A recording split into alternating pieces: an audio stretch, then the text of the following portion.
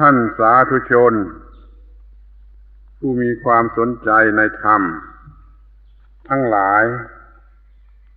การบรรยายประจำวันเสาร์แห่งภาคมาฆบูชาเป็นครั้งที่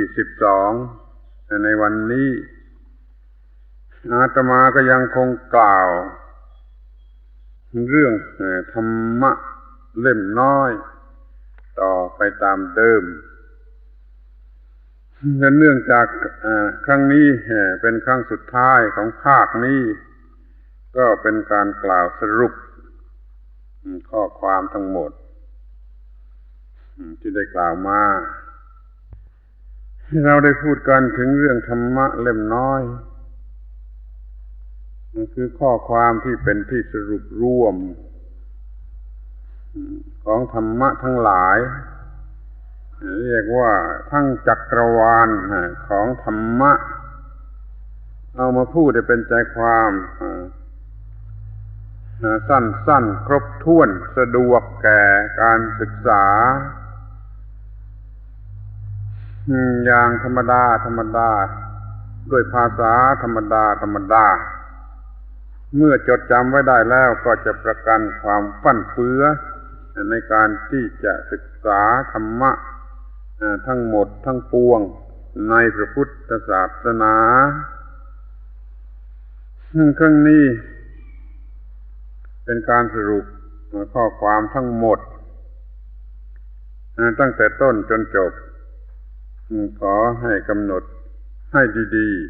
ๆคงจะมีประโยชน์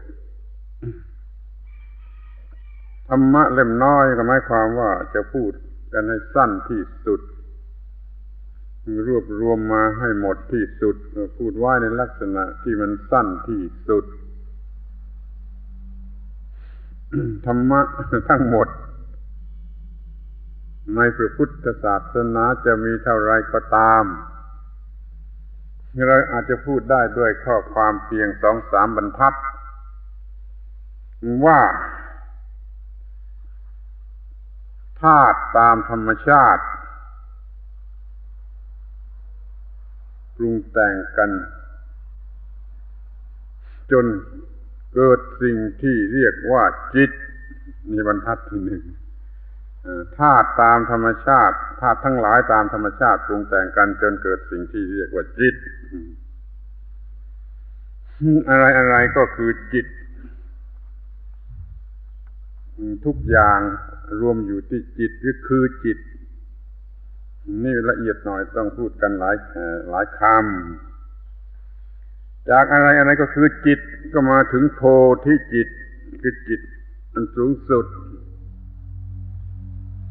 จากโพธิจิตก็มาถึงนิพพานเรื่องมันก็จบขอทบทวนอีกครั้งหนึ่งว่าจากธาตุทั้งธาตุตามธรรมชาติทั้งหลายทั้งปวงก็มาถึงเรื่องจิตจนอะไรก็คือจิตมาถึงโพธิจิตจากอะไรก็คือจิตจนมาถึงโพธิจิตจากโพธิจิตก็ถึงนิพพาน3 บรรทัดจากธาตุถึงจิตจากจิตทุกชนิดมาถึงโพธิจิตจากโพธิจิต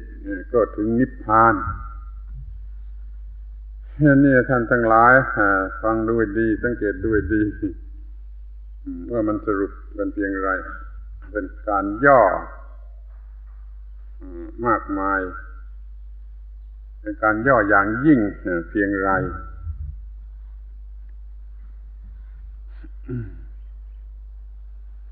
อะไรข้อแรกที่ว่าอะไรก็สักว่าธาตุตามธรรมชาติจะต้องเข้าใจว่าไม่มีอะไรที่ไม่ใช่ธาตุซึ่งมีอยู่ตามธรรมชาติรูปธรรมนามธรรมก็ตามล้วนแต่เป็นสักว่าธาตุถ้าพูดกันอย่างชาวบ้านที่สุด ก็ต้องพูดว่านับตั้งแต่ขี้ฝุ่นเม็ดหนึ่งจนถึงพระนิพพานมันก็คือธาตุด้วยกันทั้งนั้นแม้แต่พระนิพพานก็คือนิพพานธาตุในขี้ฝุ่นเม็ดหนึ่งไม่มีราคาอะไรเลยก็เป็นเรื่องวัตถุธาตุเป็นนามธาตุเป็นสังคตธาตุและก็มีอสังคตธาตุคือนิพพานนี่คือคำที่จะต้องจำไว้เป็นหลักว่ามันไม่มีอะไรที่ไม่ใช่ธาตุในหลักพุทธศาสนานั้นไม่มีอะไรที่ไม่ใช่ธาตุตามธรรมชาติดังนั้นจึงไม่มีอะไรที่จะจัดเป็นตัวตนหรือเป็นของตนได้เพราะว่ามันเป็นสักว่าธาตุตามธรรมชาติที่เป็นหลักใหญ่ๆก็ว่ามีอยู่6ธาตุคือธาตุดินธาตุน้ำธาตุไฟธาตุลมนี่ไฟรูปธาตุนี่ก็วิญญาณธาตุนี่เป็นฝ่ายน้ำแล้วก็อากาศธาตุคือธาตุแห่งความว่างซึ่งไม่ควรจะจัดเป็นรูปหรือเป็นนามแต่เขาก็มักจะจัดกันเป็นนามมันไม่ใช่เรื่องจิตที่จะมาจัดเป็นนามควรจะเรียกว่าธาตุที่ไม่ใช่รูปไม่ใช่นามอากาศธาตุที่ว่าง นี่เรียกว่าธาตุทั้ง6ถ้าจะมีนิพพานธาตุมาสงเคราะห์ในกลุ่มนี้ก็จะสงเคราะห์ในพวกอากาศธาตุคือที่ว่างจากรูปและนาม แต่ก็ไม่มีในการจัดหรือการกล่าวไว้ไม่เคยพบบางทีจะพบว่ามีคนจัดอากาศธาตุว่าเป็นสังคตธาตุเสียอีกก็เลยเป็นนิพพานไปไม่ได้ทั้งนี้เพราะว่าเราเข้าใจความหมายของคำว่าอากาศธาตุนั้นต่างกันมากคำอธิบายต่างๆก็ไม่เป็นที่ยุติแต่เอาเป็นว่าให้ธาตุทั้ง6นี้อยู่ในฝ่ายสังคตธาตุที่ธาตุนอกไปจากนั่นก็คืออสังคตธาตุหรือนิพพานถ้าไม่เคยรู้เรื่องมาบ้างก่อนก็คงจะงงหรือฟันเฟือเราจะได้พูดไปตามลำดับว่าไอ้ธาตุ6มีอยู่ตามธรรมชาติประกอบกันเข้าเป็นนามและรูปธาตุดินธาตุน้ำธาตุไฟนี่เป็นรูปแล้วก็ธาตุวิญญาณนี่ก็เป็นนามที่อากาศธาตุเป็นที่ตั้งแห่งรูปและนามมันจึงมีครบที่ธาตุทั้งหลายประกอบกันเข้าแล้วก็มีสิ่งที่เรียกว่ารูปและนามเกิดขึ้นมารูปคือฝ่ายร่างกายนามคือฝ่ายจิตใจแล้วมันก็มีฝ่ายจิตใจนั่นแหละเป็นหลักใหญ่หรือเป็นประธานดินน้ำไฟลมนี่ที่ประกอบกันขึ้นเป็นร่างกายของคนหรือของสัตว์หรือเป็นต้นไม้เป็นต้นนี่มันมีธาตุที่มองไม่เห็นตัวเรียกว่าวิญญาณธาตุทำหน้าที่อยู่ในนั้นคือรู้สึกได้อย่างน้อยก็รู้สึกได้คือมีชีวิตได้แล้วที่ว่ามีที่ว่างเป็นที่ตั้งแห่งธาตุทั้งปวงนี่ก็ฟังยากสำหรับคนที่ไม่เคยศึกษาแต่จะพูดได้ง่ายๆว่ามันต้องมีที่ว่างมันจึงมีอะไรก็ไปตั้งอยู่ที่นั่นได้เหมือนก้อนหินก้อนนี้มันจะมาวางอยู่ตรงนี้มันต้องมีที่ว่างนี่เรียกว่าวัตถุมันก็ตั้งอยู่ที่ว่างจากวัตถุถ้าเป็นนามเป็นจิตมันก็ต้องตั้งอยู่ที่ว่างจากนามหรือจากจิตต่างมันก็มีที่ว่างให้เป็นที่ตั้งของสิ่งทั้งปวง คำว่าความว่างนี่เป็นคำประหลาดมีความหมายที่ยักย้ายได้หลายอย่างหลายประการและกลายเป็นสิ่งที่มีค่าถ้ามันไม่มีที่ว่างให้สิ่งใดมาตั้งมันก็มาตั้งไม่ได้มันก็ไม่มีอยู่เช่นว่าโลกนี้มันก็ตั้งอยู่บนความว่างถ้าไม่มีที่ว่างให้ตั้งโลกนี้มันก็ตั้งอยู่ไม่ได้มันก็ไม่มี ดูกันง่ายๆในภาชนะทั้งหลายเป็นถ้วยเป็นชามเป็นโอ่งเป็นอ่างเป็นไหเพราะมันมีที่ว่างอยู่ในนั้นมันจึงใช้ประโยชน์ได้คือใช้ใส่ของอื่นได้ถ้าว่าไอ้ถ้วยชามโอ่งไหมันไม่กลวงมันไม่มีที่กลวงเป็นที่ว่างมันก็ใช้ใส่อะไรไม่ได้มันก็ไม่มีราคาเลยเพราะความที่มันมีกลวงมีที่ว่างมีความกลวงที่ว่างมันจึงมีประโยชน์ใช้ใส่อะไรได้นี่ท่านทั้งหลายต้องรู้จักไว้เสียด้วยว่าแม้ไอ้ความว่างความกลวงที่ไม่มีอะไรนั่นมันก็เป็นสิ่งหนึ่งที่มีความสำคัญจึงจัดไว้ว่าเป็นธาตุชนิดหนึ่งด้วยเหมือนกันเรียกว่าธาตุว่าง จะดูกันไปที่สิ่งอื่นก็ได้แต่ไม่ใช่เรื่องของเรามันดูกันที่เรื่องตัวเราดีกว่าคนคนหนึ่งที่สมมติเรียกว่าคนคนหนึ่งเนี่ยก็คือมีดินน้ำไฟลมมีธาตุดินธาตุน้ำธาตุไฟธาตุลมแล้วก็มีธาตุใจคือธาตุจิตแล้วก็มีธาตุว่างเพื่อให้ธาตุทั้งหลายเหล่านั้นตั้งอยู่ได้ในคนคนหนึ่งโดยสมมติเนี่ยมันประกอบอยู่ด้วยธาตุดินธาตุน้ำธาตุไฟธาตุลมธาตุจิตคือธาตุวิญญาณแล้วก็ธาตุว่างฟังดูก็แปลกถ้าเราจะแยกร่างกายนี้เป็นปรมาณูมันก็ทุกๆปรมาณูมันก็ต้องตั้งอยู่บนที่ว่างสำหรับมันจิตมันก็ต้องตั้งอยู่บนธาตุว่างจากจิตมันจึงมีจิตปรุงแต่งหรือเกิดขึ้นมาได้ธาตุว่างเนี่ยถ้ายังไม่รู้จักก็ควรจะรู้จักกันเสียใหม่เป็นสิ่งที่กล่าวไว้ในพระคัมภีร์แม้เราจะไม่เชื่อตามพระคัมภีร์แล้วก็พอจะมองเห็นได้ว่ามันเป็นเช่นนั้นจริงแล้วเป็นอันว่าเพราะมีธาตุดินธาตุน้ำธาตุไฟธาตุลมแล้วก็ธาตุจิตแล้วก็ธาตุว่างมันประกอบกันอยู่อย่างสนิทสนมถูกเรื่องของธรรมชาติมันก็เลยเกิดเป็นคนขึ้นมาคนหนึ่งคือเราทั้งหลายแต่ละคนแต่ละคนนี่เรียกว่าธาตุตามธรรมชาติประกอบกันขึ้นเป็นนามรูปคือกายกับใจแล้วก็มีสิ่งที่เรียกว่าจิตหรือใจนั่นแหละเป็นประธานในกลุ่มนี่ขั้นที่สองอะไรก็เป็นเรื่องของจิตที่เป็นประธานทั้งนั้นแหละ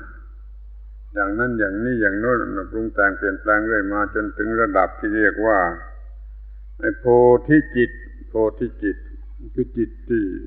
เบิกบานแล้วถึงความรู้แจ้งเป็นโพธิแล้วโพธิจิตนี่เจริญจนถึงกับว่ารู้จักหรือเข้าถึงซึ่งนิพพานซึ่งเป็นธาตุอย่างหนึ่งด้วยเหมือนกันเรียกว่านิพพานธาตุนิโรธธาตุก็เรียกจิตรู้ถึงนิพพานธาตุคือรู้ถึงธาตุชนิดที่ไม่มีการปรุงแต่งไม่เปลี่ยนแปลงแล้วก็ไม่มีความทุกข์ใช้คำว่าธาตุเสมอกันหมดมันก็ถ้าถึงนิพพานเรื่องมันก็จบธาตุทั้งปวงที่มีอยู่ตามธรรมชาติปรุงแต่งกันเข้า เป็นสิ่งที่เรียกว่าร่างกายและจิตใจของสิ่งที่มีชีวิตเป็นคนคนหนึ่งหรือเป็นสัตว์ตัวหนึ่งแล้วก็จิตนี่ได้รับการปรุงแต่งเปลี่ยนแปลงอย่างถูกวิธีมันก็งอกงามเจริญสูงยิ่งขึ้นไปจนถึงเป็นโพธิจิตรู้สิ่งทั้งปวงตามที่เป็นจริงได้รู้ถึงนิพพานธาตุเป็นที่ดับแห่งทุกข์ทั้งปวงได้และเรื่องมันจบนี่เรียกว่าทั้งหมดแห่งเรื่องไม่รู้จะเรียกว่าอะไรดีก็เรียกทั้งหมดแห่งเรื่องหรือจักรวาลของธรรมะมันมีเท่านี้ถ้าตามธรรมชาติปรุงแต่งขึ้นเป็นจิตจะเจริญเรื่อยๆไปในอาศัยร่างกายกายกับจิตนี่มันทิ้งกันไม่ได้แต่ว่าส่วนใหญ่มันอยู่ที่จิตมันเจริญเรื่อยๆไปจนถึงนิพพานเรื่องจบไม่มีตัวตนที่ตรงไหนกายก็ไม่ใช่ตัวตนจิตก็ไม่ใช่ตัวตนแม้แต่นิพพานก็ไม่ใช่ตัวตนเพราะเหตุไรเพราะเหตุว่ามันเป็นสักว่าธาตุตามธรรมชาติจิตมันไม่ใช่ตัวตนแต่มันมีความโง่คิดเอาเองว่าเป็นตัวตนนี่ตอนที่สำคัญปัญหามันเกิดอยู่ตรงที่ว่าจิตทั้งที่ไม่ใช่ตัวตนคือมันเป็นเพียงสักว่าธาตุตามธรรมชาติแต่แล้วมันได้รับธาตุโง่ธาตุอวิชชาธาตุเข้าไปปรุงแต่งจิตจึงเกิดความคิดเป็นตัวตนยึดถือเอาว่าเป็นตัวตนเอานั่นเอานี่เป็นตัวตนเอาตัวมันเองเป็นตัวตนแล้วแต่โอกาสแต่ว่ามันเนื่องด้วยจิตทั้งนั้นแหละที่มันจะเอามายึดเป็นตัวตนได้เพราะจิตมันโง่ขนาดนั้นมียึดถืออะไรเป็นตัวตนมันก็ยึดถือคือจับฉวยขึ้นมายึดถือเมื่อจับฉวยขึ้นมายึดถือว่ามันก็หนักนั่นคือความทุกข์ความทุกข์ทั้งปวงท่านบัญญัติเพราะท่านมันเกิดมาจากความยึดถือ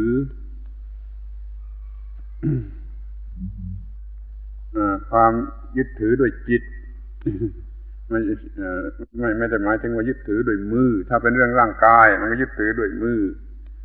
เป็นเรื่องของจิตมันก็ยึดถือด้วยจิตคือสำคัญมันหมายว่าตัวตนสำคัญมันหมายว่าของตนนี่คือจิตโง่ที่ประกอบไปด้วยอวิชชาธาตุจิตมาประกอบด้วยอวิชชาธาตุไม่รู้สิ่งทั้งปวงตามที่เป็นจริงมันก็ยึดถือตามธรรมชาติตอนนี้ก็พอจะมองเห็นได้ง่ายๆเช่นว่าพอจิต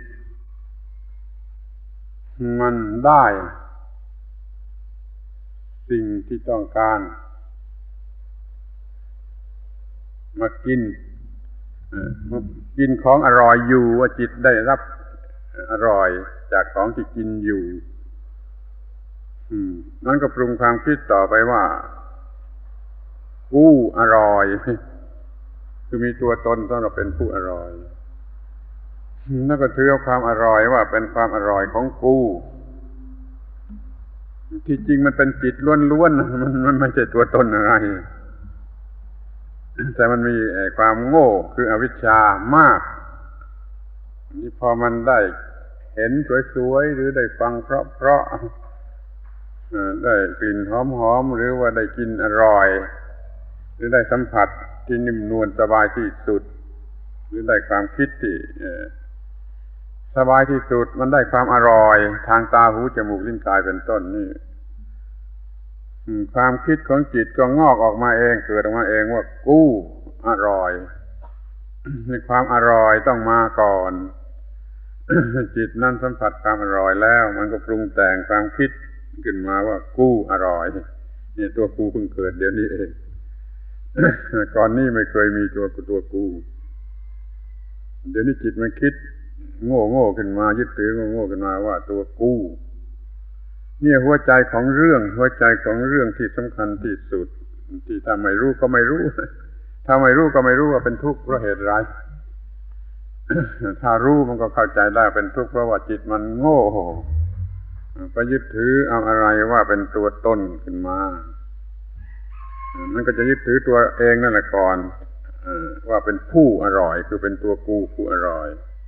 แล้วก็ยึดถือความอร่อยนั่นเป็นของกูบางทีจิตมันมีเหตุการณ์ที่เนื่องกันอยู่กับรูปเช่นรูปเป็นตัวกระทำเหตุการณ์ไปกระทบไปกระทั่งมันก็จะเอาไอ้ตัวร่างกายที่กระทบกระทั่งนั่นว่าเป็นตัวกูแล้วสิ่งที่มากระทบว่าของกูบางทีจิตมันรู้สึกเวทนาสุขหรือทุกข์มีเวทนาอยู่มันก็จิตที่รู้สึกเวทนาหรือเอาตัวเวทนานั่นแหละว่าเป็นของกูว่าเป็นตัวกูจิตที่รู้สึกเวทนามันยึดถือตัวเองว่าเป็นตัวกูเพราะมันมีเวทนาให้รู้สึกอย่างใดอย่างหนึ่งอยู่รู้สึกเวทนานี่ก็ของกูบางทีจิตมันสำคัญมันหมายสิ่งใดสิ่งหนึ่งอยู่ด้วยสัญญามันหมายว่าอย่างนั้นอย่างนี้มันหมายว่าเป็นคนมันหมายว่าเป็นสัตว์มันหมายว่าเป็นหญิงมันหมายว่าเป็นชายมันหมายว่าเป็นอะไรก็ตามเป็นบุตรภรรยาสามีอะไรก็ตามเรียกว่าสัญญามันมีความมั่นหมายมันเอาความมั่นหมายหรือสิ่งที่มั่นหมายคือจิตนั่นแหละว่าเป็นตัวกูสำคัญอย่างไรก็เป็นสัญญาของกูบางทีก็มีความคิดนึกอย่างใดอย่างหนึ่งที่เรียกว่าสังขารมีสัญญาอย่างไรแล้วก็คิดไปตามเรื่องที่เหมาะสมกับสัญญานั้นมันก็เกิดความคิดขึ้นในจิตก็ยึดถือตัวความคิดหรือจิตที่กำลังคิดว่าเป็นตัวกูนั่นเป็นความคิดของกูเมื่อมันทำหน้าที่ถึงที่สุดแล้วมันเป็นสิ่งเดียวกันคือตัวจิตกับตัวความคิดเนี่ยมันเข้าเป็นตัวเดียวกันมันก็เอาเป็นตัวกูเอารายละเอียดของความคิดเป็นเรื่องต่างๆว่าเป็นความคิดของกูทีนี้บางทีบางกรณีจิตมันก็เอาวิญญาณคือที่รู้แจ้งทางตาว่ารูปเป็นอย่างไรรู้แจ้งทางหูว่าเสียงเป็นอย่างไรเอาวิญญาณที่กำลังรู้แจ้งทางตาหูจมูกลิ้นกายใจอย่างใดอย่างหนึ่งนั่นว่าเป็นตัวกูซึ่งเป็นคำสอนอีกฝ่ายหนึ่งมีลักษณะเป็นตัวตนเป็นสัตตะคือว่าจิตมาทำงานที่ตาจิตมาทำงานที่หูจิตมาทำงานที่จมูกจิตมาทำงานที่ลิ้นจิตมาทำงานที่กายจิตมาทำงานที่มโนทวารคือจิตคือใจจัดให้เป็นตัวเป็นตนซะเลยนี่ก็เรียกว่าเอาวิญญาณเป็นตัวตนในลัทธิอื่นนะไม่ใช่พุทธศาสนานะเขาสอนเป็นตัวตนจริงๆจังๆกันไปเลยอาจารย์ทางพุทธศาสนาบางคนก็รับเอามาสอนเป็นผิดว่าเป็นพุทธศาสนาไม่สิ่งที่รู้แจ้งที่ตานะรู้แจ้งที่หูรู้แจ้งที่จมูกนั่นเป็นตัวตนมีตัวตนมาทำหน้าที่รู้แจ้งที่นั่นอย่างนี้ก็มีอย่าไปยึดถือเอามาว่านั่นมันเป็นหลักในพุทธศาสนามันเป็นเรื่องความโง่ของจิตไปยึดเอาเรื่องรูปเป็นตัวตนเวทนาเป็นตัวตนสัญญาเป็นตัวตนสังขารเป็นตัวตนวิญญาณเป็นตัวตนเนี่ยตัวตนมันก็เกิดขึ้นมา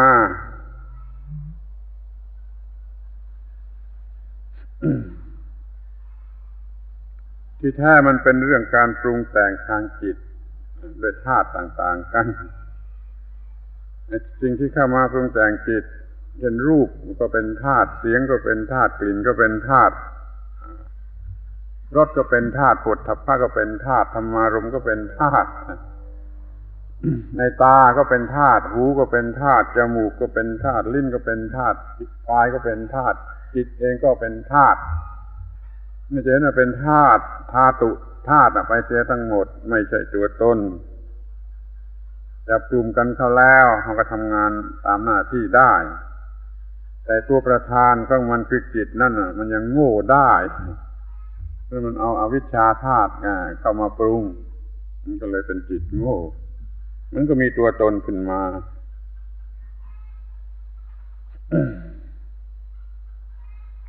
จะอธิบายตัวอย่างที่ค่อนข้างละเอียดสักหน่อยนะละเอียดสักหน่อยหรือละเอียดที่สุดก็แล้วแต่จะพูดที่ว่าอะไรก็คือจิต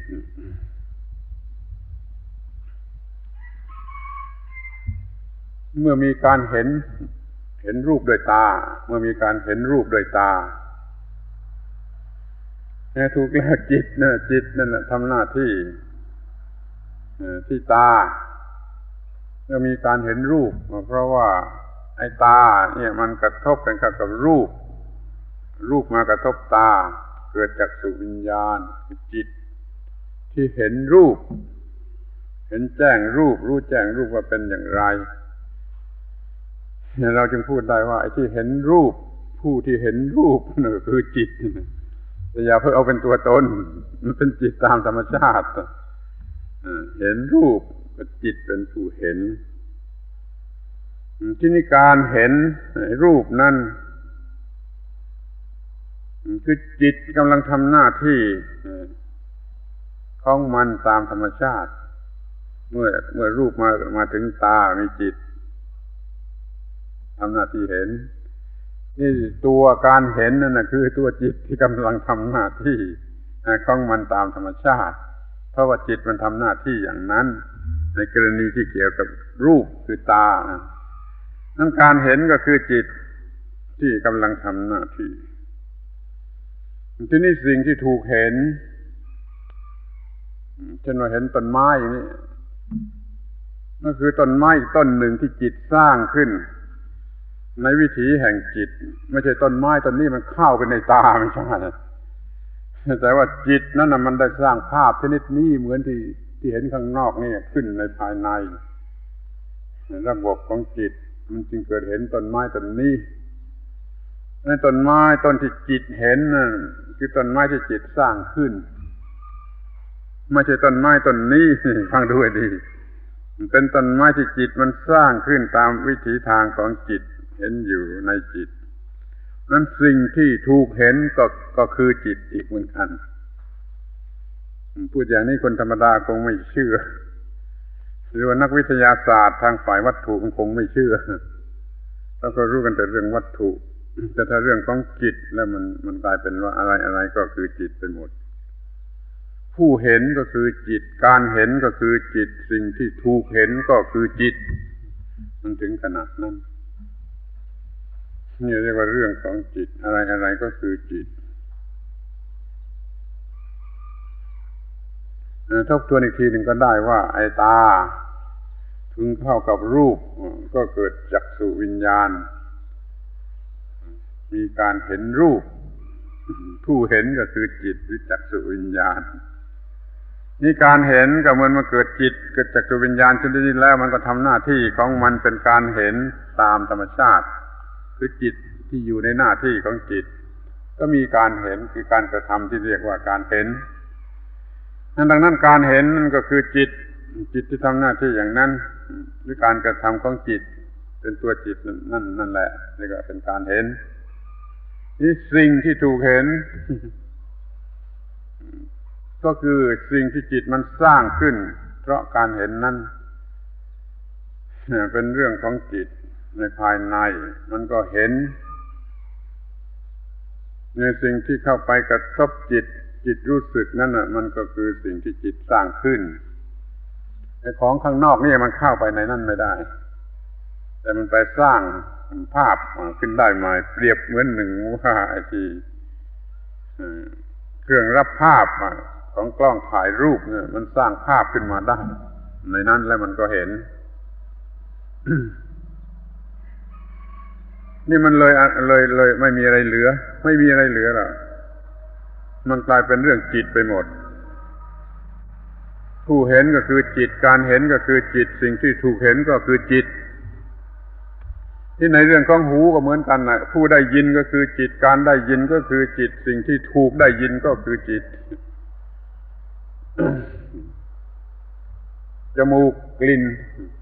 ผู้รู้กลิ่นก็คือจิตการรู้กลิ่นก็คือจิตกลิ่นที่ถูกรู้สึกก็คือจิตที่นี่ก็รสผู้รู้รสก็คือจิตการรู้รสก็คือจิตรสที่ถูกรู้สึกรู้จักก็คือจิต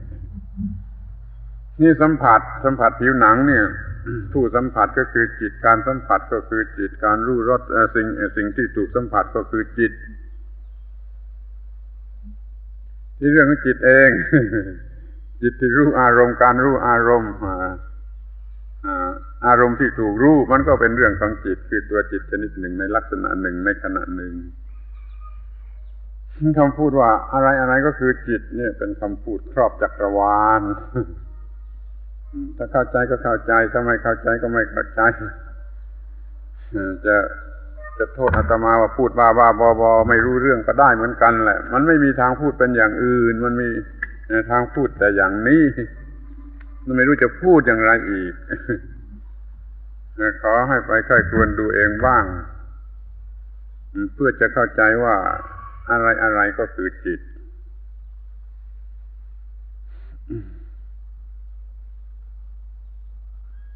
นั่นเราก็มีแต่สิ่งเหล่านี้กันคือสิ่งที่รู้สึกทางตาทางหูทางจมูกทางลิ้นทางกายทางใจทุกอย่างมันก็เป็นเรื่องของจิตหรือเป็นเรื่องจิตโดยตรง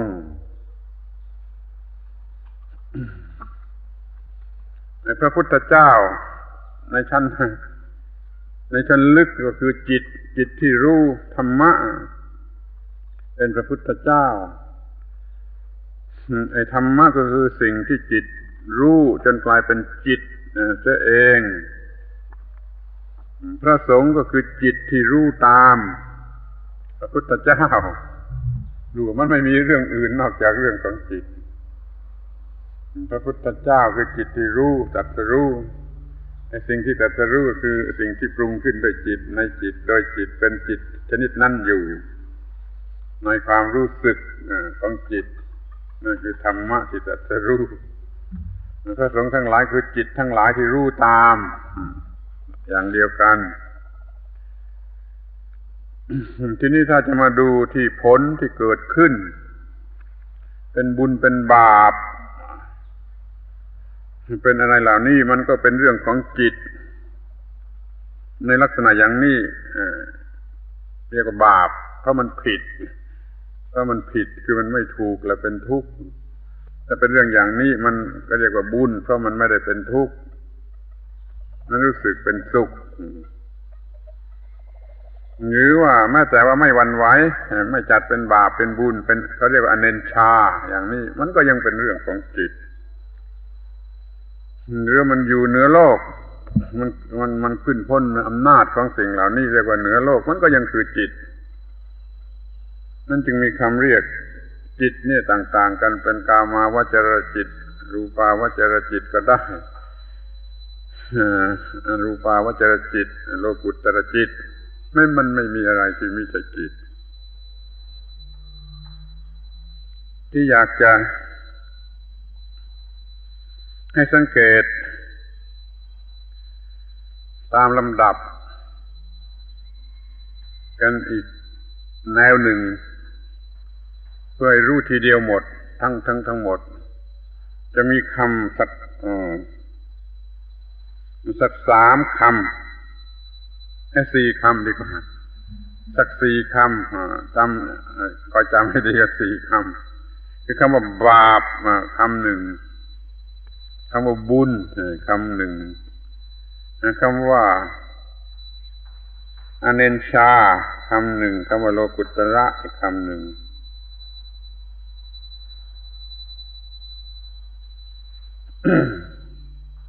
คำว่าบาปคือจิตที่ต้องใช้คำที่มันเลวที่มันผิดที่มันเป็นทุกข์หรือมันเป็นชั่วนี่เรียกว่าบาปกับบุญถูกตามความต้องการในโลกอย่างโลกเป็นสุขอย่างโลก เป็นสุขของคนโง่ที่มีกิเลส ก็เรียกว่าบุญที่มาถึงตอนหนึ่งมันสลัดความหมายของคำว่าบาปว่าบุญออกไปอยู่คล้ายๆกับไม่มีบาปไม่มีบุญเขาเรียกว่าอเนนชาแปลว่าไม่หวั่นไหวตามความหมายของคำว่าบาปว่าบุญโดยเฉพาะเจาะจงก็หมายถึงเนวสัญญานาสัญญายตนะเนี่ยจะเป็นอเนนชาอย่างยิ่ง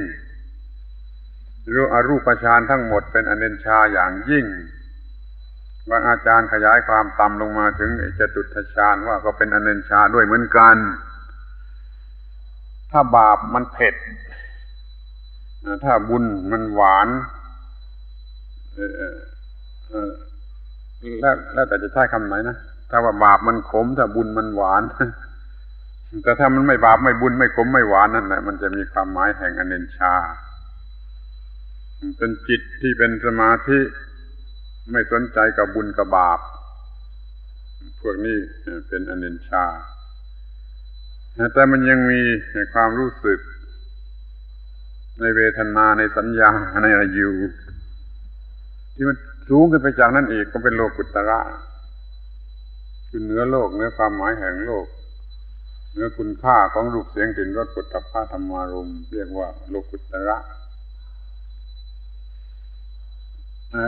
เพราะคำแปลกหรือใหม่บางทีจะไม่เข้าใจย้ำกันอีกทีนึงก็ได้ว่าไอ้เลวที่สุดนั่นคือบาปจิตผิดจิตชั่วสูงขึ้นมาคือบุญจิตถูกหรือจิตดีตามความหมายอย่างโลกตรงกันข้ามกับบาปที่อีกทีเป็นอเนนชาไม่บุญไม่บาป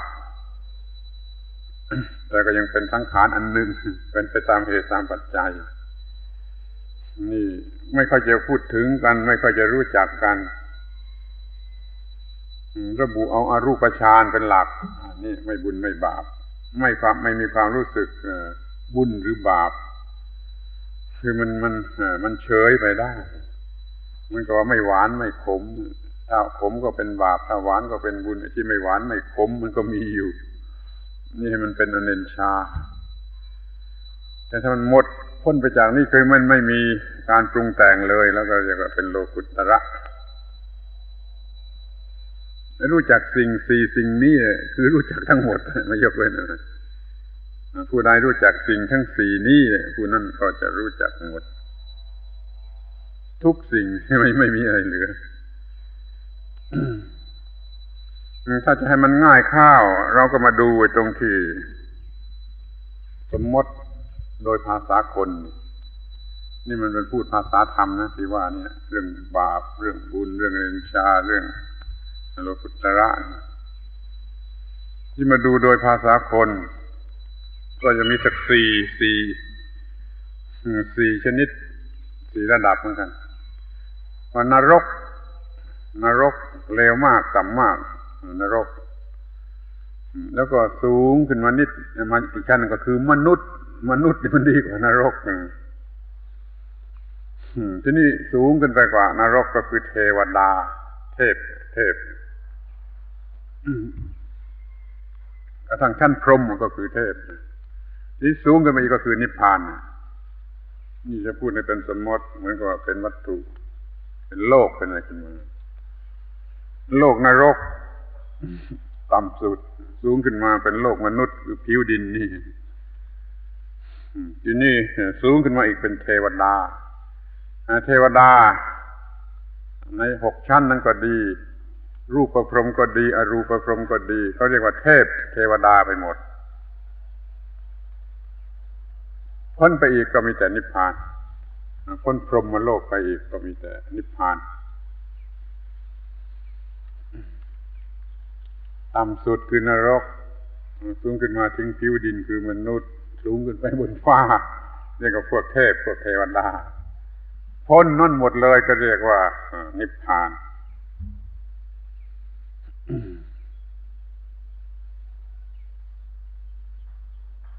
ใต้ดินผิวดินบนฟ้าแล้วอวกาศพูดเป็นนักวิทยาศาสตร์ซะหน่อยว่าใต้ดิน แล้วบนดิน แล้วบนฟ้าแล้วก็ออกไปจากนั้นก็คืออวกาศคือที่ว่างสุญญากาศนั่นที่ว่าง นี่ก็พอจะเทียบกันได้ง่ายๆนะไอ้ใต้ดินนั่นคือนรก บาป ที่ผิวดินนั่นก็คือบุญหรือมนุษย์หรือเทวดาชั้นที่ต่ำๆพวกที่ยังอยู่ในกามารมณ์แม้จะเป็นเทวดาก็เรียกว่าพวกบุญนี่มึงถ้ามันเก่งกว่านั้นมันก็เป็นพวกอเนนชาแต่ก็เรียกว่าเทวดามัน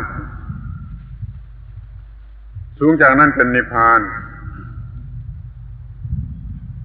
พวกใต้ดินคือนรกพวกผิวดินคือมนุษย์พวกบนฟ้าคือพวกเทวดาทั้งหลายพวกอวกาศนอกออกไปจากอากาศเนี่ยเป็นสุญญากาศเป็นอวกาศนั่นคือนิพพานเปรียบนะไม่ใช่ว่าเป็นตัวจริงนะเปรียบเทียบให้เห็นนี่พูดเป็นคำเปรียบในภาษาคนมันก็ได้เป็น4ชั้นใต้ดินบนดินบนฟ้าแล้วก็อวกาศนู่นเลย ทั้งหมดนั่นก็ไม่มีอะไรนอกไปจากจิตไม่มีอะไรนอกไปจากจิตที่มันอยู่ในลักษณะที่ต่างๆกันที่มันอยู่ใต้ดินหรือผิวดินหรือบนฟ้าเนี่ยเรื่องบาปเรื่องบุญเรื่องอเนนชาเรื่องมนุษย์และเทวดานี่อย่างนี้ก็เรียกว่ามันเป็นสังคตธาตุคือธาตุที่มีการปรุงแต่งได้ที่จะออกไปอวกาศนอกอวกาศในภาษาธรรมะนะคือนิพพานนั้นมันก็เป็นอสังคตธาตุคือเป็นธาตุที่ปรุงแต่งไม่ได้อะไรปรุงแต่งไม่ได้ธาตุทั้งหลายทั้งปวงทั้งหมดทั้งสิ้นแยกได้เป็น2พวกหนึ่งมีอะไรปรุงแต่งได้หรือมีการปรุงแต่งพวกหนึ่งไม่มีอะไรปรุงแต่งได้คือไม่มีการปรุงแต่งให้มาจัดกลุ่มกันก็ว่าไอ้เรื่องบาปเรื่องบุญเรื่องอเนนชาเนี่ยมันเป็นสังคตธาตุเป็นธาตุที่มีปัจจัยปรุงแต่งส่วนเรื่องนิพพานนั่นเป็นอสังคตธาตุคือธาตุที่ไม่มีอะไรปรุงแต่งไม่มีการปรุงแต่งที่มันวนเวียนอยู่ในกองทุกข์นี่ก็คือธาตุที่มีปัจจัยปรุงแต่งมีการปรุงแต่งถ้าหยุดการปรุงแต่งเหล่านั้นเสียไม่เกี่ยวกับการปรุงแต่งมันกลายเป็นอสังคตธาตุมันเป็นดับทุกข์สิ้นเชิงถ้ามันมีการปรุงแต่งอยู่มันก็เป็นทุกข์ไปเรื่อยๆตามการปรุงแต่งท่านระบุอาการปรุงแต่งนั่นแหละว่าเป็นตัวความทุกข์หยุดการปรุงแต่งเสียเป็นความสุขอย่างยิ่งเป็นบาลีว่าเตสังวูปัสสโมสุโขเมื่อสวดบังสกุลอนิจจังคนตายชักอนิจจาคนตายจะได้ยินคำว่าเตสังวูปัสสโมสุโขระงับเสียซึ่งสังขารเหล่านั้น เป็นความสุขคือไม่มีการปรุงแต่งนั่นเป็นความสุขมีความสุขถ้ายังมีการปรุงแต่งอยู่ยังมีความทุกข์แต่แล้วมันก็คือธาตุที่ปรุงแต่งธาตุที่ไม่ปรุงแต่งถ้าเราจะพูดให้สั้นที่สุดแล้วก็พูดได้คำ2 คำว่าจากสังคตธาตุไปสู่อสังคตธาตุมันมีเท่านี้เรื่องของจิตทั้งหมดมันมีเพียงว่าจากอสังคตธาตุไปสู่อสังคตธาตุจิตเป็นธาตุตามธรรมชาติและเป็นพวกสังคตธาตุคือปรุงแต่งได้นี่จิตได้รับการปรุงแต่งมีการปรุงแต่งอยู่เรื่อยปรุงแต่งอยู่เรื่อยปรุงแต่งอยู่เรื่อยกว่าจะเป็นโพธิจิตทีนี้มันก็ข้ามไปสู่ฝ่ายอสังคตธาตุ นั่นเราพูดได้สั้นๆว่าเรื่องของจิตนั้นไม่มีอะไรนอกจากว่าจากสังคตะไปสู่อสังคตะนี่เท่านั้นแต่คำเหล่านี้ไม่เคยได้ยินแล้วก็ฟังไม่ถูกแล้วก็เลิกกันจะพูดให้สั้นก็ว่าจากทุกข์ไปสู่ความดับไม่เหลือแห่งทุกข์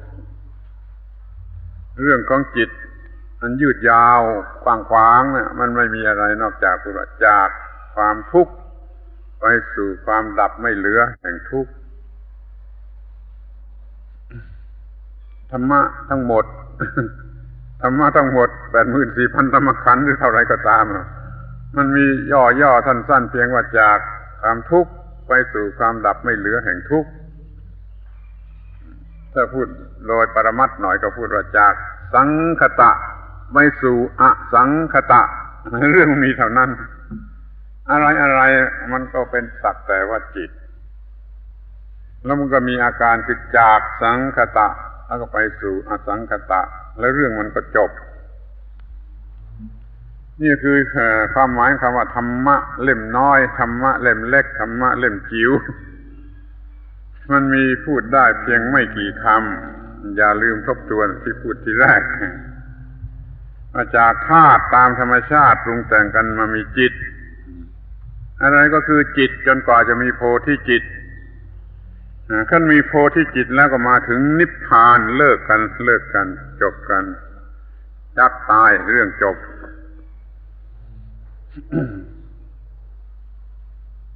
เรื่องมีอย่างนี้จากทุกข์ไปสู่ความดับทุกข์มันมีอย่างนี้ที่นี่พูดให้มันมากอีกก็ได้พูดให้มันรำคาญเล่นให้มันมากอีกก็ได้ก็จะต้องพูดว่าปฏิบัติกันอย่างไรจึงจะจากสังคตะไปสู่อสังคตะหรือจากทุกข์ไปสู่ความดับทุกข์ปฏิบัติกันอย่างไรอาตมาจะพูดว่าปฏิบัติเหมือนกับปลูกต้นไม้5 ต้นปลูกต้นไม้5 ต้นจะพูดไปทีละต้นการปฏิบัติตั้งแต่ต่ำสุดจุดตั้งต้นที่สุดไปถึงจุดสูงสุดคือนิพพานนั่นนะจากขี้ฝุ่นเม็ดหนึ่งไปถึงนิพพานนั้นเราจะมีการปฏิบัติเปรียบเหมือนกับว่าเราปลูกต้นไม้5 ต้น ต้นที่1เป็นเรื่องร่างกายเรียกว่ากายพฤกษ์กายพฤกษาพฤกษาทางกายปลูกให้มันถูกต้องทางกายหรือสิ่งที่เนื่องด้วยกายออกแต่ชื่อก่อนนะต้นที่2มันเป็นเรื่องของจิตเรียกว่าจิตพฤกษาต้นไม้ของจิตระดับจิตคือทำให้มันถูกต้องในทางจิตนี่ปลูกต้นไม้ที่3คือโพธิพฤกษาคือต้นไม้ทางสติปัญญาต้องทำให้ถูกต้องทางสติปัญญาไม่ใช่ตัวจิตนะหมายถึงตัวสติปัญญามันซึ่งอาศัยจิต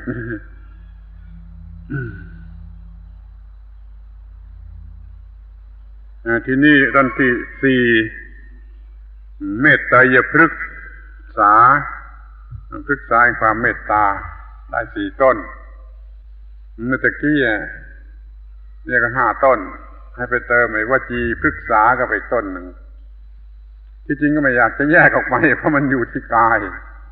ไอ้วาจานี่ตามหลักธรรมะชั้นสูงเขาบวกไว้ที่กายคือมันอยู่ที่พวกกายหรือพวกรูปถ้าคุณอยากจะแยกไอ้วจีออกไปเป็นอีกต้นหนึ่งก็ได้5 ต้นถ้าไปรวมเส้นในกายมันก็เป็น4 ต้นที่ดูกันโดยรายละเอียดกายพฤกษาความถูกต้องทางกายจงมีการประพฤติกระทำหรือปรุงแต่งก็แล้วแต่จะเรียกท ทางฝ่ายรูปธรรมฝ่ายกายให้ถูกต้องกายก็ดีสิ่งที่เนื่องด้วยกายก็ดีเช่น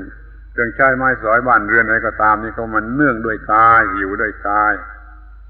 กายก็ดีสิ่งที่เนื่องอยู่ด้วยกายก็ดีทำให้มันถูกต้องสิด้วยการประพฤติข้อปฏิบัติในทางกายซึ่งขยายความออกมาถึงทุกอย่างที่เนื่องกับกายถ้าพูดอย่างศีลพระปาติโมกข์ก็ถูกต้องทางมัญญาตที่เนื่องอยู่กับกายถูกต้องทางโคจรคือสถานที่ต่างๆที่เราต้องเกี่ยวข้องด้วยเราก็ต้องประพฤติให้มันถูกต้องด้วยที่มาที่ไปตลอดถึงวัฒนธรรมประเพณีทั้งหลายที่มันเกี่ยวกับร่างกายภายนอกมันก็ถูกต้องด้วยถ้าเราทำสำเร็จตามนี้ก็เรียกว่าเราปลูกต้นไม้ต้นที่หนึ่งสำเร็จคือกายพฤกษาเจริญงอกงามรุ่งเรืองเยือกเย็นทางด้านกายปลูกต้นไม้ต้นแรกกายพฤกษาที่ถ้าเอาวจีพฤกษาอีกต้นหนึ่งไม่รวมกับกายมันก็ถูกต้องทางวาจาหรือสิ่งที่มันมีความหมายอย่างเดียวกับวาจาไอ้วาจานี่คือเครื่องสื่อสารติดต่อระหว่างบุคคลนั่นก็เรียกว่าวาจาถ้ามีเราเพียงคนเดียวก็ไม่ต้องพูดจากับใครก็ได้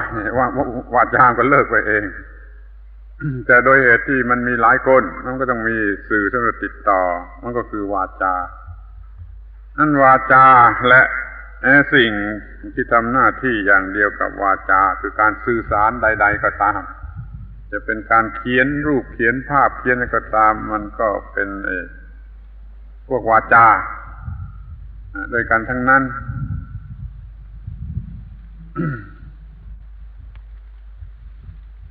ก็ต้องประพฤติถูกต้องตามกฎของวาจาวจีกรรมที่เป็นกุศลกรรมบทถูกต้องหมดตลอดถึงวัฒนธรรมขนบธรรมเนียมประเพณีทางวาจา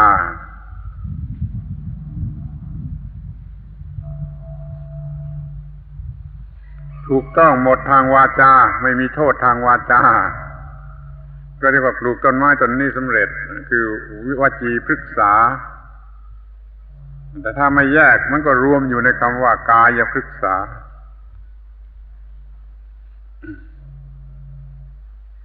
ทีนี้ตั้งถัดมาเรียกว่าจิตพฤกษา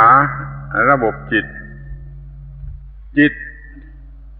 น่าจะอาศัยอยู่ที่กายมันก็ไม่ใช่กายจิตมันก็เป็นจิตเนี่ยแล้วมันยังมีสิ่งที่เนื่องอยู่กับจิตหรือฝ่ายจิตเราจะจัดแต่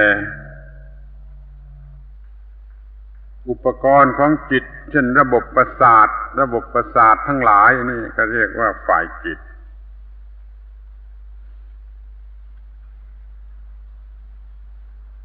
มีเรื่องสมาธิเป็นหลักจิตพฤกษามีเรื่องสมาธิเป็นหลักเจริญสมาธิก็คือเจริญจิตก็เจริญสมาธิ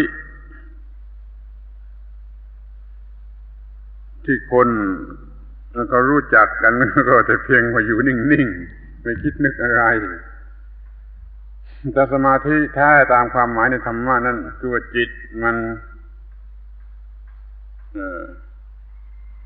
สงบบริสุทธิ์จิตบริสุทธิ์ไม่มีกิเลสกวนจิตตั้งมั่นไม่มีกิเลสกวนจิตพร้อมที่ทำหน้าที่ของมันเรียกว่าเป็นสมาธิคือจิตบริสุทธิ์จิตตั้งมั่นจิตพร้อมที่ทำหน้าที่ของมันอันหนึ่งมันบริสุทธิ์อันหนึ่งมันตั้งมั่นเข้มแข็งอันหนึ่งมันไวต่อความรู้สึกก็เรียกว่านี่คือมีสมาธิไม่ใช่ว่าหลับตานิ่งๆไม่คิดอะไรอบรมจิตให้มีจิตพฤกษางอกงามนี่ก็คือเป็นสมาธิ ปริสุทธโธบริสุทธิ์สมาหิโตตั้งมั่นกัมมณีโยเป็นแอคทีฟที่สุดนี่คือเรียกว่าจิตพฤกษาที่ปลูกขึ้นงอกงามแล้วถ้ามองดูที่ผลเพียงแต่เป็นสมาธินี่ก็มีผลมากคือจะมีความสุขก่อนนะในสมาธินั้นจะมีความสุขและจะสามารถใช้จิตที่เป็นสมาธิทำปาฏิหาริย์ต่างๆได้แต่นี่ไม่ต้องพูดถึงดีกว่าเพราะว่าไม่ได้มุ่งหมายมันเกินมันสิ่งเป็นส่วนเกินแต่ว่ามันทำได้ถ้าจิตอบรมดีแล้วมันทำปาฏิหาริย์ได้แล้วก็เป็นจิตที่มีสติสมบูรณ์ไม่ผิดพลาดรอบคอบสมบูรณ์ด้วยสติจิตที่เป็นสมาธิจะสมบูรณ์ด้วยสติแล้วก็เป็นจิตที่พร้อมที่จะเจริญมรรคผลนิพพานขึ้นไปยิ่งสูงขึ้นไป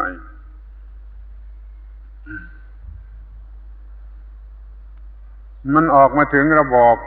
วัฒนธรรมประเพณีด้วยเหมือนกันไอ้วัฒนธรรมนี่แหละถ้าว่ามันนิยมความมีสมาธิมันก็แสดงออกมาเห็นว่าบุคคลเหล่านั้นมีความเข้มแข็งมั่นคงบริสุทธิ์นิ่มนวลอ่อนโยนเป็นมนุษย์ที่มีวัฒนธรรมนี่เรียกว่ามันมีความถูกต้องในทางจิตเรียกเป็นจิตพฤกษาที่ต้นไม้ถัดไปอีกก็เรียกว่าโพธิพฤกษานี่ความรู้แล้วมาถึงความรู้จิตจะอบรมความรู้มีความรู้เจริญในจิต คำว่าความรู้ในทางธรรมะนั่นน่ะคือความเห็นแจ้งในภาษาไทยมันใช้คำว่าความรู้กันอยู่เป็นประจำนั่นก็ให้เรารู้จักเปรียบเทียบความต่างกันระหว่างคำ3 คำคือความรู้เรียนก็รู้นี่ความเข้าใจนี่มันต้องคิดต้องใช้เหตุผลจึงจะเข้าใจ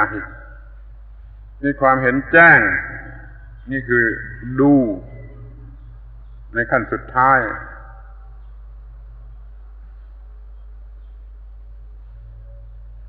ในภาษาอังกฤษก็ไปดูเอาเองระหว่างความแตกต่างระหว่างคำว่า knowledge คำว่า understanding คำว่า realization คำเหล่านี้คนละความหมายทั้งนั้นนะความรู้แล้วก็ความเข้าใจแล้วก็ความเห็นแจ้งความรู้ทำเอาได้โดยการศึกษาเราเรียนธรรมดานี่ความเข้าใจนั่นต้องไปใช้เหตุผลต้องรู้จักคิดรู้จักใช้เหตุผลที่ความเห็นแจ้งนั้นมันต้องผ่านสิ่งนั้นไปหมดแล้วโดยทางจิตไม่อาจจะเรียนโดยทางหนังสือและไม่อาจจะประสบได้โดยการใช้เหตุผลคือมันเหนือเหตุผลมันต้องผ่านสิ่งนั้นเข้าไปจริงๆเสร็จแล้วจึงจะรู้แจ้งในสิ่งนั้นนี่เราเรียกว่าความรู้นี่โพธิความรู้คือความรู้ที่เป็นความเห็นแจ้งไม่เพียงแต่ความเรียนรู้หรือความเข้าใจนั้นมันไม่พอ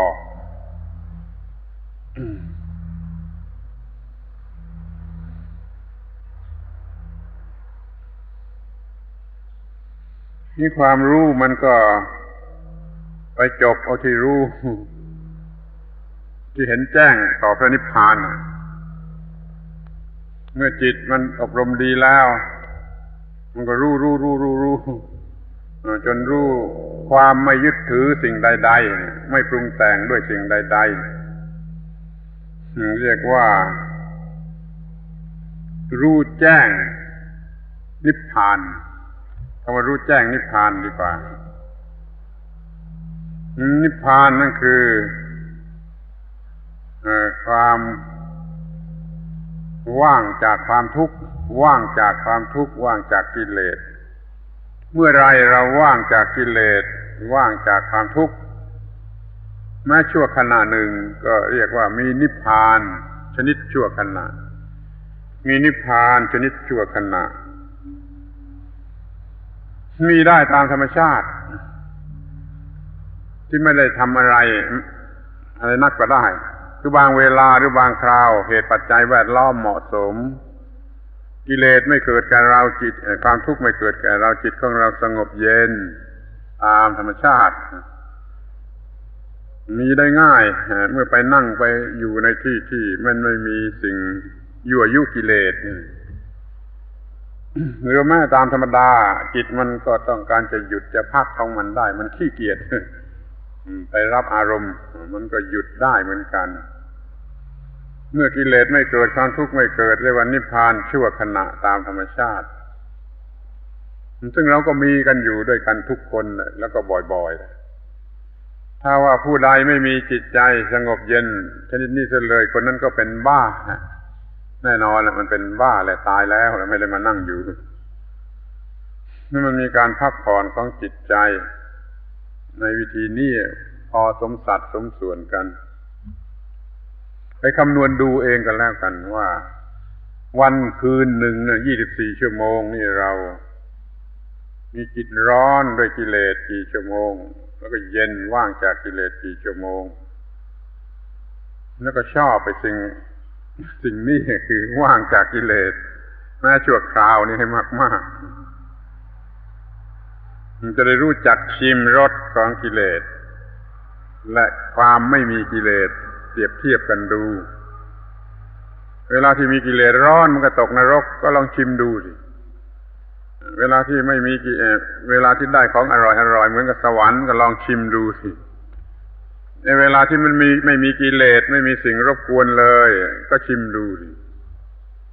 มันจะรู้จักเปรียบเทียบระหว่างมีกิเลสกับไม่มีกิเลสชีวิตที่เยือกเย็นชีวิตที่เยือกเย็นในโลกนี่เป็นชีวิตที่เยือกเย็นอยู่ในโลกนี่ก็สังเกตศึกษาให้มากจะเอามาจัดไว้เป็นขนบธรรมเนียมประเพณีหรือวัฒนธรรมก็ได้ครอบครัวนี้แต่ละคนมีความเยือกเย็นมีความเยือกเย็นเพราะเขาอยู่กันอย่างชนิดที่กิเลสเกิดยากกิเลสไม่ค่อยรบกวนมันเป็นชีวิตที่เยือกเย็นนั่นแหละคือนิพพานตามธรรมชาตินิพพานชั่วคราวตามธรรมชาติที่นี่ถ้าว่าปฏิบัติศีลสมาธิปัญญาอบรมจิตจนถึงนิพพานสมบูรณ์คือสิ้นกิเลสสิ้นอาสวะสิ้นอนุสัยมันไม่กลับมีกิเลสอีกได้นี่เป็นนิพพานแท้นิพพานขั้นสมบูรณ์แบบอันนี้ไม่อยู่ในรูปของวัฒนธรรมหรือประเพณีมันไปอยู่ในรูปของธรรมะในขั้นสูงสุดบรรลุแล้วก็เป็นพระอรหันต์ไปเลยนี่นิพพานแห่งความที่ไม่ปรุงแต่งภาวะที่ไม่ปรุงแต่งลักษณะที่ไม่ปรุงแต่งของกิเลสและไม่เกิดความทุกข์เป็นนิพพานสมบูรณ์จะเป็นนิพพานชนิดไหนก็เป็นสักว่าธาตุตามธรรมชาตินิพพานชั่วคราวเรียกว่าสามายิกะนิพพานนี่ก็เป็นธาตุตามธรรมชาติชนิดหนึ่งนิพพานแท้จริงเป็นสัอุปาทิเสสนิพพานหรืออนุปาทิเสสนิพพานก็ตามมันก็เป็นธาตุตามธรรมชาติอยู่นั่นเองแต่นิพพานก็เป็นธาตุสักว่าธาตุตามธรรมชาติเอามาเป็นตัวตนไม่ได้นี่ไอ้โพธิพฤกษ์ของเรานี่มันอบรมกันไปจนถึงบรรลุนิพพานโพธิพฤกษาพอกพูนเจริญเลี้ยงรักษาเจริญงอกงามจะแตกใบออกดอกออกผลเป็นนิพพานในเรื่องมันจบแล้วสำหรับคนสำหรับส่วนบุคคลนั้นแต่เรื่องยังไม่จบสำหรับสังคมหรือหลายคนเพราะความทุกข์หรือปัญหานี่มันไม่ใช่มีแต่สำหรับคนคนเดียวมันมีความทุกข์หรือมีปัญหาของสังคมด้วย เราอยู่โดยไม่มีสังคมนั้นมันอยู่ไม่ได้เพราะว่าธรรมชาติมันจัดให้มาอย่างนั้นเราจะมาคืนอยู่คนเดียวไม่มีใครมันทำไม่ได้มันอยู่ไม่ได้ดังนั้นเราจึงต้องมีสังคมแล้วอยู่กันเป็นสังคมหน้าที่ที่จะต้องประพฤติปฏิบัติเพื่อประโยชน์แก่สังคมมันก็ยังเหลืออยู่ดังนั้นเราก็จะต้องปลูกต้นไม้ไอ้ต้นสุดท้ายคือว่าเมตไตรยพฤกษาทุกศาสนามีคำว่าพระศรีอริยเมตไตรไม่จะเป็นคำในภาษาอื่นก็มีความหมายเหมือนกับศรีอริยเมตไตรคือยิ่งด้วยเมตตานี่เรายังจะต้องปลูกต้นไม้ต้นนี้เพื่อแก้ปัญหาให้มันหมดสิ้น ปัญหาหมดส่วนเราคนเดียวมันก็ยังมีปัญหาของสังคมเข้ามารบกวนเมื่อตัดปัญหาให้หมดก็ต้องตัดปัญหาทางสังคม ให้หมดออกไปด้วยจึงต้องปลูกต้นไม้ต้นหนึ่งเรียกว่าเมตไตรยพฤกษาเมตไตรยะแปลว่าเกื้อกูลแก่ความเป็นมิตรเกื้อกูลแก่มิตรภาพเพื่อประโยชน์แก่มิตรภาพเรียกว่าเมตไตรยะปลูกต้นไม้เพื่อเกื้อกูลแก่มิตรภาพในสังคมมีเหตุผลที่เราต้องปลูกต้นไม้นี่เหตุผลที่ค่อนข้างเห็นแก่ตัวนะภาษาโลกเราต้องมีเมตตาเนี่ยประโยชน์ที่ทำเพื่อประโยชน์ผู้อื่นเพราะว่าเราอยู่ในโลกคนเดียวไม่ได้นะนี่มันไม่บริสุทธิ์นักล่ะเราทำเพราะเหตุว่าเราอยู่คนเดียวในโลกไม่ได้ดังนั้นเราจะต้องทำประโยชน์เพื่อผู้อื่นด้วยส่วนหนึ่ง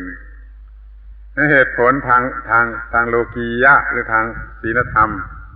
เราต้องประพฤติประโยชน์ผู้อื่นเพราะเหตุว่าเราอยู่คนเดียวในโลกไม่ได้นี่เหตุผลของศีลธรรมมันเป็นเพียงเท่านี้เราจึงต้องทำประโยชน์ผู้อื่นให้อยู่ด้วยกันได้ที่ถ้าเป็นเหตุผลทางปรมัตถธรรมที่จริงที่แท้เราก็มีเหตุผลว่าเพราะว่าเราเป็นเพื่อนเกิดแก่เจ็บตายด้วยกันฟังด้วยดีเพราะว่าเราเป็นเพื่อนเกิดแก่เจ็บตายด้วยกันดังนั้นเราต้องประพฤติประโยชน์ผู้อื่นทำสิ่งที่เป็นประโยชน์แก่ผู้อื่นน่าประหลาดอยู่อย่างหนึ่งที่ว่าทุกศาสนาเท่าที่เราเรียนรู้หรือเห็นกันอยู่มันขยักไว้ตอนหนึ่งเสมอคือพระศรีอริยเมตไตรที่จะมาถึงข้างหน้าใช้คำว่าที่จะมาถึงข้างหน้าในศาสนาพุทธเราก็มีคำว่าพระศรีอริยเมตไตรอันจะมาข้างหน้าในศาสนาฮินดูเขาก็มีกัลกีกัลกยาวตารที่จะมาถึงข้างหน้าก็ยังไม่มาถึงเหมือนกันในศาสนาพวกเซมิติกพวกยิวศาสนาคริสต์อิสลามเขาก็มีเมสซิอาความหมายเดียวกับอริยเมตไตรจะมาถึงข้างหน้าพระเยซูมาอ้างตัวเป็นเมสซิอาก็ถูกจับฆ่าเลยคล้ายๆกับว่าอย่างนั้นเขาไม่ยอมรับกันแต่ว่าในทุกศาสนามันขยักไว้ว่าพระศรีอริยเมตไตรอันจะมาถึงข้างหน้านั่นคือหน้าที่ยังไม่จบหน้าที่ที่ต้องประพฤติกระทำเพื่อผู้อื่นยังไม่จบต้องช่วยกันทำต่อไปนั่นว่าเราจะทำหน้าที่ส่วนตัวเราเสร็จแล้วเราก็ยังจะต้องทำหน้าที่เพื่อเพื่อนมนุษย์อีกชั้นหนึ่งนี่ต้นไม้ต้นสุดท้ายที่จะต้องปลูกเรียกว่าเมตไตรยพฤกษาในเรื่องพระศรีอริยเมตไตรของเรามันก็มีคำพฤกษาเป็นหลักอยู่แล้วเรียกว่ากัลปะพฤกษาต้นกัลปะพฤกษ์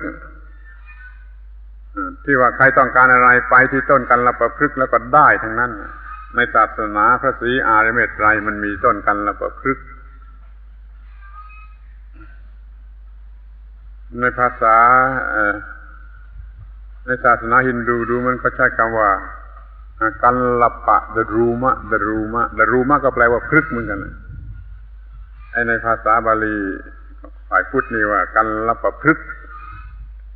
ต้นไม้ที่ให้สำเร็จความต้องการกัลลปะดรูมะทุมมะหรือรูมะนี่ก็แปลว่าต้นไม้เหมือนกันเขาก็มีต้นไม้ที่ว่าใครต้องการอะไรไปที่นั่นล้วนแต่ถือว่ายังไม่มาและยังอยู่ไกลที่อาตมาก็พูดแหวกแนวว่าไม่อยู่ไกลอยู่แค่ปลายจมูกศาสนาพระศรีอานนี่อยู่แค่ปลายจมูกเพียงแต่ทุกคนรักผู้อื่นเท่านั้นแหละขอให้ทุกคนมันรู้จักรักผู้อื่นเท่านั้นแหละศาสนาพระศรีอานก็พุทธขึ้นมาทันทีโผล่ขึ้นมาทันที เราจงไปอบรมสั่งสอนชี้แจงโฆษณาก็ตามให้คนมันรักผู้อื่นสิแต่ละคนรักผู้อื่นมันก็เต็มไปด้วยต้นกัลลปะพฤกษามันมีแต่คนรักเราคอยช่วยเหลือเราไปที่ไหนก็มีแต่คนที่คอยจะให้เรานี่พอเราลงจากบ้านไปพบหน้าใครมันก็พบหน้าแต่คนที่จะให้เราจะช่วยเราไปทุกคนทุกแห่งนั่นคือต้นกัลลปะพฤกษ์อย่าพูดว่าสี่มุมเมืองเลยพูดว่าทั่วไปทั้งเมืองดีกว่าพอลงจากเรือนพบแต่คนที่รักใคร่พร้อมที่จะช่วยอย่างนี้ก็เรียกว่ามันมีต้นกัลปะพฤกษ์เต็มไปทั้งเมืองทั่วไปทั้งเมืองเมื่อไรมันจะเป็นอย่างนี้พวกนายทุนไม่มีทางจะทำอย่างนี้พวกคอมมิวนิสต์ก็ขี้ตูมันว่ามันจะสร้างโลกนี้เป็นโลกภาษีอานสีอานเม็ดไรขี้ตูมันเพื่อตัวเองทั้งนั้นแหละถ้าเป็นศาสนาพระศรีอริยเมตไตรจริงมันต้องเพื่อผู้อื่นจริงๆมันต้องเห็นโทษของการที่ไม่รักผู้อื่นแล้วก็ยิ่งเพิ่มกิเลสและมีความทุกข์ทรมานคนที่ไม่รักผู้อื่นไม่ช่วยผู้อื่นมันจะทรมานตนอย่างยิ่งมันจะหวงจะแหนจะหึงจะอิจฉาริษยาจะอะไรทรมานตนอย่างยิ่งเรื่องการรักผู้อื่นเจือจานผู้อื่นเฉลี่ยผู้อื่นนั่นเป็นความสุขเมื่อให้ผู้อื่นกินมีความสุขมากกว่ากินเองงั้นเรายังจะต้องปลูกต้นเมตตาพฤกษาอบรมจิตใจของเราทีละนิดให้รักผู้อื่นพอทุกคนรักผู้อื่นแล้วก็มาเกิดโลกพระศรีอริยเมตไตรไปที่ไหนมีแต่คนที่พร้อมที่จะช่วยมันก็ชูหน้าสลอนออกมาจากทุกทิศทุกทางว่าฉันจะช่วยอย่างนั้นอย่างนี้นี่เรื่องเห็นแก่ผู้อื่นหรือเห็นแก่สังคมมันก็เป็นหน้าที่ของมนุษย์ที่จะเว้นเสียไม่ได้ด้วยเหมือนกันนั่นก็ให้เราที่เป็นพุทธบริษัทเนี่ยนึกถึงด้วยว่าเมื่อประโยชน์ของตนเสร็จไปแล้วก็ต้องนึกถึงประโยชน์ของผู้อื่นด้วยและประโยชน์ที่สาม คือประโยชน์ที่มันร่วมกันหรือผูกพันกันประโยชน์นี่มีสามประโยชน์โดยแท้จริงคือประโยชน์ตนล้วนๆนี่อย่างหนึ่งประโยชน์ผู้อื่นอย่างล้วนก็อย่างหนึ่งที่ประโยชน์ที่ผูกพันกันอยู่ทั้งตนและผู้อื่นนั่นนะมันก็เป็นอีกอย่างหนึ่งเรียกประโยชน์ที่เนื่องกันเราต้องทำให้ครบทั้งสามประโยชน์แล้วจบเลยเรื่องจบแล้วทุกเรื่องเป็นเรื่องของจิตเป็นเรื่องของการอบรมจิตเจริญจิตก็มาถึงขั้นสุดท้ายการปลูกต้นไม้ทั้ง4ต้นหรือทั้ง5ต้นนี่เป็นเรื่องของจิตทั้งนั้นเป็นเรื่องของการพัฒนาจิตเจริญจิตทั้งนั้นปลูกต้นไม้นี่คือมันปลูกที่จิตให้จิตมันเจริญเป็นความเจริญของจิตแล้วก็ได้รับผลอยู่ที่จิตอยู่ในจิตจึงว่าอะไรมันสำเร็จอยู่ที่จิตชีวิตร่างกายอัตภาพสุขทุกข์อะไรก็ตาม ขึ้นอยู่กับจิตสิ่งเดียวมันทำที่อื่นไม่ได้ต้องทำที่จิต ถึงอย่างนั้นเราก็ไม่เอาจิตเป็นตัวตนและโดยเหตุที่ว่าจิตมันอยู่ไม่ได้ตามลำพังจิตมันต้องเนื่องอยู่กับร่างกายด้วยจึงต้องทำร่างกายถูกต้องด้วย เราจึงไม่นิยมจิตฝ่ายเดียวไม่นิยมกายฝ่ายเดียวคือไม่นิยมวัตถุฝ่ายเดียวไม่นิยมจิตฝ่ายเดียวมีคนกล่าวหาพุทธบริษัทผิดๆว่าเป็นพวกนิยมจิตฝ่ายเดียว เราจงบอกเขาว่าเราไม่ได้นิยมจิตฝ่ายเดียวเรานิยมกายด้วยคือทั้งสองอย่างมีความถูกต้องทั้งทางกายและทางจิตเราเรียกว่าเป็นจิตนิยมเป็นธรรมนิยม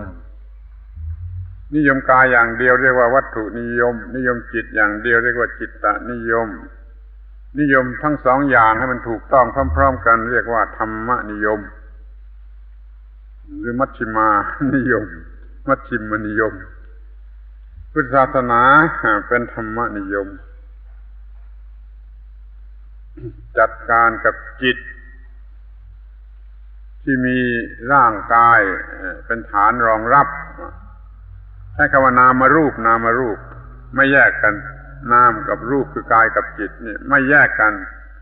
จับกลุ่มเป็นอันเดียวกันอยู่นั่นเรียกว่านามรูปเพราะโดยธรรมชาติมันก็ไม่แยกกันอยู่แล้วถ้าเราไปแยกมันก็ตายเลยแหละมันก็ทำอะไรไม่ได้ใช้มันพร้อมกันไปทั้งนามและรูปคือทั้งกายและจิตโดยให้จิตเป็นในส่วนที่สำคัญเหมือนกับเครื่องจักรแต่ละเครื่องมันก็มีส่วนสำคัญอยู่ส่วนหนึ่งระบบนั้นนำหน้า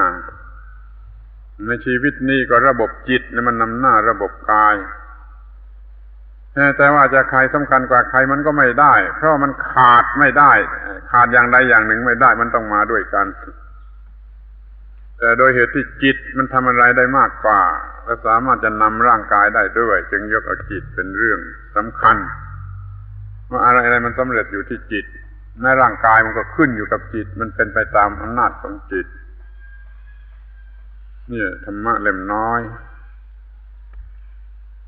พูด3ประโยคจบจากธาตุตามธรรมชาติก็มาถึงจิตจากจิตทั่วไปทั้งหมดก็มาถึงโพธิจิตจากโพธิจิตก็ถึงนิพพานเรื่องจบยักษ์ตายคือกิเลสหมดนิทานทั้งหลายก็จะจบเมื่อยักษ์ตายคือกิเลสมันหมดถ้าว่าจิตมันถึงโพธิแล้วก็ถึงนิพพานกิเลสร้ายทั้งหลายมันก็ตายหมดความทุกข์ทั้งหลายมันก็ตายหมดเรื่องมันก็จบแหละนี่คือธรรมะเล่มน้อยขอให้สนใจสรุปเป็นเรื่องสั้นๆไว้เป็นหลักง่ายๆว่าเราจะต้องพัฒนาอยู่ใต้ดินเป็นนรกอยู่ผิวดินนี่ก็เป็นมนุษย์อยู่บนฟ้าก็เป็นเทวดาพ้นฟ้าไปพ้นฟ้าไปอย่าไปโง่ว่าพ้นฟ้าก็มีฟ้านั่นมันคนโง่พูดเหนือฟ้าก็มีฟ้ามันต้องพูดลักษณะเหนือฟ้าเหนืออะไรขึ้นไปหมดเป็นสุญญากาศนั่นน่ะมันจึงเป็นเรื่องนิพพานดูให้ดีว่าใต้ดินก็มีบนดินก็มีบนฟ้าก็มีนอกเหนือฟ้าไปก็มีนี่คือเรื่องของจิตเรื่องบาปอยู่ใต้ดินเรื่องบุญธรรมดาเนี่ยอยู่ผิวดินเรื่องบุญหรือว่าเกือบจะไม่ใช่บุญเป็นอเนนชานี่ก็อยู่บนฟ้าพอเหนือนั่นขึ้นไปก็อยู่นอกอวกาศนี่เทียบนะเปรียบเทียบนะไม่ใช่ว่าระบุสิ่งนั้นที่นั่นเปรียบเทียบให้เห็นว่ามันจะเป็นชั้นกันอยู่อย่างนี้ เดี๋ยวนี้เราอยู่ใต้ดินหรือว่าอยู่บนผิวดินหรือว่าอยู่บนฟ้าโดยเหตุที่ว่าจิตเป็นสิ่งที่ว่องไวรวดเร็วเหลือประมาณมันมีอาการเกิดของมันที่เรียกว่าอุปปัตติเกิดแวบเดียวโดยไม่ต้องมีพ่อแม่เกิดแล้วโตเต็มที่เลย เกิดโดยวิธีโอปปาติกะนี่จิตมันเกิดได้ดังนั้นคนเรานั่งอยู่ที่นี่ไปเกิดอยู่ใต้ดินในนรกก็ได้ไปเกิดอยู่ที่มนุษย์นี่ก็ได้ไปเกิดบนสวรรค์ในพรหมโลกก็ได้มันก็ไม่มีที่สิ้นสุดจนกว่ามันจะมีโพธิจิตไม่อยากเกิดไม่มีตัวตนทำลายตัวตนเสียก็ไม่มีอะไรจะเกิดมันก็ว่างไปนี่เรียกว่าเป็นจบว่างกิเลสว่างความทุกข์เป็นนิพพานอย่างที่ท่านกล่าวว่านิพพานังปรมังสุญญังคำพูดนี้พระพุทธเจ้าไม่ได้ตรัสก็จริงแต่เขาสรุปมาจากคำที่พระพุทธเจ้าตรัสจนกล่าวได้ว่านิพพานังปรมังสุญญังนิพพานว่างที่สุดว่างจากตัวตนนั่นเองมันจึงว่างที่สุดเมื่อไม่มีตัวตนก็ไม่มีกิเลสก็ว่างจากกิเลสเมื่อไม่มีกิเลสก็ว่างจากความทุกข์มันไม่มีความทุกข์จึงได้พูดว่านิพพานนี่ว่างอย่างยิ่งเป็นที่จบของเรื่องของการเวียนว่ายในวัฏฏะหวังว่าเมื่อท่านทั้งหลายได้เข้าใจเรื่องนี้ดีแล้วคงจะปรารถนาความว่างความหยุดความจบไม่ปรารถนาความเวียนว่ายอีกต่อไปแม้ว่าจะเวียนว่ายดีมันก็ไม่จะดับทุกข์จะไม่เวียนว่ายในความชั่วความดีต่อไปจะขึ้นอยู่เนื้อความชั่วและความดีไม่เวียนว่ายอยู่ในกระแสกรรมดีกรรมชั่วอีกต่อไปพุทธศาสนาไม่ได้สอนให้คนเวียนว่ายอยู่ในกรรมดีแต่สอนให้พ้นไปจากความเวียนว่ายจากกระแสแห่งกรรมชั่วกรรมดีนี่คือการปฏิบัติเพื่อบรรลุมรรคผลนิพพานเป็นเรื่องกรรมในพระพุทธศาสนาศาสนาอื่นที่ต่ำกว่านั้นน่ะเขาสอนกันแต่เพียงให้ทำดีและเวียนว่ายไปในความดีแล้วก็ไปดีกันอยู่นั่นโดยความไม่เข้าใจไปดีกันอยู่ที่นั่นนะเป็นเมืองสวรรค์เป็นเมืองพระเจ้าเนี่ยก็ตามเต็มอยู่ด้วยความดีไปดีกันอยู่ที่นั่นแต่ว่าพุทธบริษัทนี่ไม่เอาไม่ไปเวียนว่ายแล้วก็ไม่หยุดอยู่ที่ไหนไม่ติดอยู่ที่ไหนต้องการจะอยู่เหนือทุกสิ่งคือจิตว่างจากตัวตนจิตว่างจากความยึดถือว่าตัวตนนั่นน่ะมันจะอยู่เหนือทุกสิ่งแล้วก็เหนือกรรมเหนือกรรมดีเหนือกรรมชั่วเหนือความทุกข์ทั้งปวงนี่เรียกว่ามันจบเรื่องจุดหมายปลายทางของชีวิตก็คือออกไปได้จากความผูกพันของสิ่งที่ผูกพันจิตไอ้ดีนั่นแหละระวังให้ดีนะมันผูกพันจิตยิ่งกว่าชั่วไอ้บ้าดีแล้วมันก็ตายอยู่ที่นั่นมันก็ทนทุกข์อยู่ที่นั่นคำว่าประโยชน์นั่นคือสิ่งที่เลวร้ายที่สุดคำว่าประโยชน์แปลว่าเครื่องผูกพันอย่างแน่นหนาปะแปลว่าแน่นหนาหรือครบถ้วนโยชนะแปลว่ามัดหรือผูกประโยชน์เราเครื่องมัดอย่างผูกพันแน่นหนาเมื่อติดอยู่ในประโยชน์ใดมันก็จะทนทุกข์อยู่ในประโยชน์นั้นในเพื่อประโยชน์นั้นนั่นเราจะขึ้นเหนือประโยชน์พ้นจากความผูกพันเช่นเป็นพระนิพพานเนี่ยพ้นจากความผูกพันโดยประการทั้งปวงอย่าไปเรียกพระนิพพานว่าเป็นประโยชน์มันจะขบถต่อพระนิพพานเพราะว่าพระนิพพานไม่ผูกพันใครนะที่อย่าไปพูดว่านิพพานประโยชน์นิพพานนั้นไม่ถูกถ้ายังผูกพันอยู่ยังไม่นิพพานถ้าเป็นนิพพานแล้วไม่ผูกพันใครเพราะฉะนั้นนิพพานจงอยู่เหนือความเป็นประโยชน์นั่นแหละมันปล่อยให้เป็นอิสระคือหลุดพ้นหรือว่างออกไปได้หวังว่าทุกคนคงจะมุ่งหมายจุดปลายทางให้ถูกต้องอย่างนี้คือหลุดพ้นออกไปได้ไม่ต้องเวียนว่ายอยู่ในความผูกพันของสิ่งใดๆซึ่งเต็มไปด้วยกิเลสด้วยตัณหาด้วยความทุกข์ทรมานนี่การบรรยายเรื่องธรรมะเล่มน้อยเป็นครั้งสุดท้ายมันก็ สมควรแก่เวลานี่ขอให้เอาไปใช้สำเร็จประโยชน์คือจากชีวิตที่เร่าร้อนไปสู่ชีวิตที่เยือกเย็นทั้งของตนเองและผู้อื่นอาตมาขอยุติการบรรยายสุดท้ายไว้โดยความสมควรแก่เวลาแต่เพียงเท่านี้เป็นโอกาสให้พระคุณเจ้าทั้งหลายได้สวดบทคณะสาธยายส่งเสริมกำลังใจในการปฏิบัติธรรมะสืบต่อไป